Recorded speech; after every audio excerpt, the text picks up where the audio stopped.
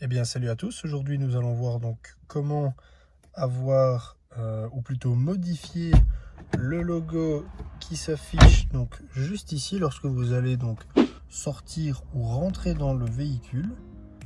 Euh, donc on va voir ça avec le logiciel BeamerCode.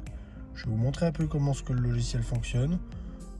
C'est une application qui fonctionne sous iOS ou sous Android.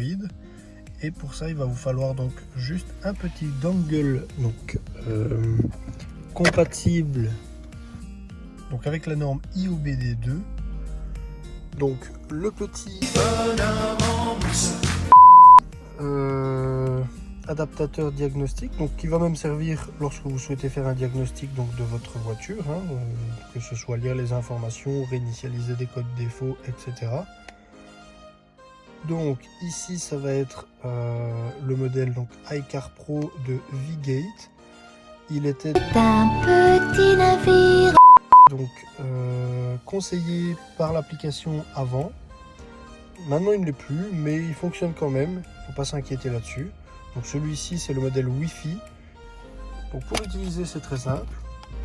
On va le brancher sur le port diagnostic du véhicule qui se trouve juste en dessous. Voilà. Une fois que c'est fait, on va démarrer donc le téléphone tout de suite. Donc je vous reprends directement en voix off pour voir avec vous donc comment ça fonctionne.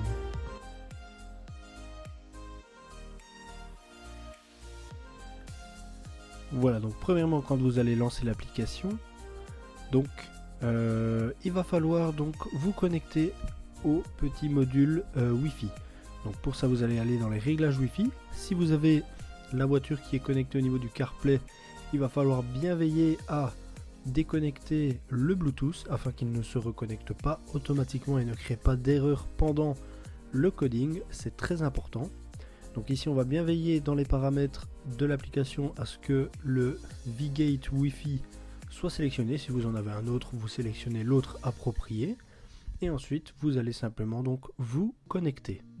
Voilà, donc à ce moment-là, vous allez choisir donc le véhicule que vous possédez, donc parmi toute la liste des véhicules relativement récents. Lorsque vous aurez sélectionné donc le véhicule, l'application va se connecter automatiquement au boîtier. Voilà, donc là je vais vous accélérer un petit peu le temps de chargement. Lorsque le chargement est terminé, vous arrivez donc au menu que voici.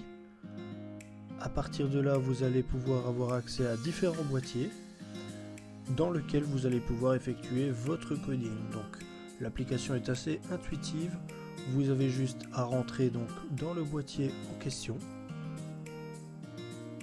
En l'occurrence ici, nous avons besoin de rentrer dans l'instrumentation de bord. Donc une fois ici, le boîtier va de nouveau dialoguer avec notre application.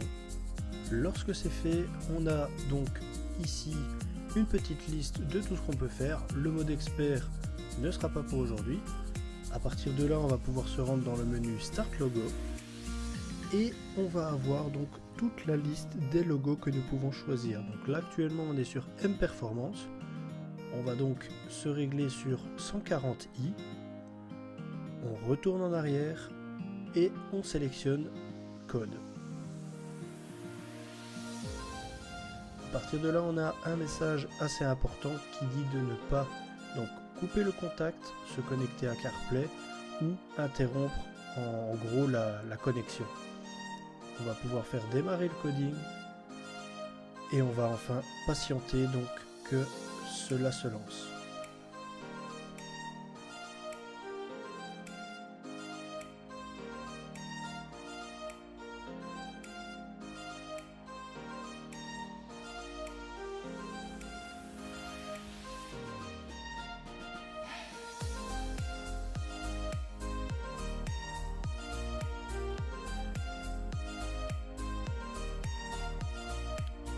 Voilà, donc lorsque le compteur a redémarré, le boîtier a perdu donc ses paramètres. Donc vous devrez sûrement reparamétrer la date, l'heure, peut-être la langue en fonction de la langue qu'il y avait au départ dans le véhicule.